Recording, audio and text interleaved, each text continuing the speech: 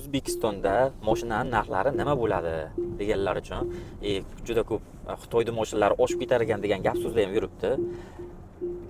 Inshaalloh fakt bilan aytamiz, narx-navolar hech qachon oshmaydi. Katta ehtimol bilan yana narx-navolarimiz tushadi. Buni bir emas, ikkita, uchta sabablari bor. Birinchi sababi hozirdan o'zi narxlar tushishni boshladi. Biz 15 yillik tajribamdan kelib chiqib shuni aytamanki, bunaqa vaqtda dekabr oyigacha narxlarimiz ko'tarilishi kerak edi. Lekin narxlarimiz ko'tarilmadi, narxlarimiz hozirdanoq tushishni boshladi. Endi erta yanvar, fevral, mart oylarida bundan-da tushib ketadi narxlar. Oddiy qilib tushuntiraman. Mashinani modelini emas, summadan olib aytamiz. 50 ming dollarlik mashinalarimiz 15 ming, 10 ming dollargacha tashlaydi. 20 ming dollarlik mashinalarimiz 5 minggacha tashlaydi. Shu atrofida.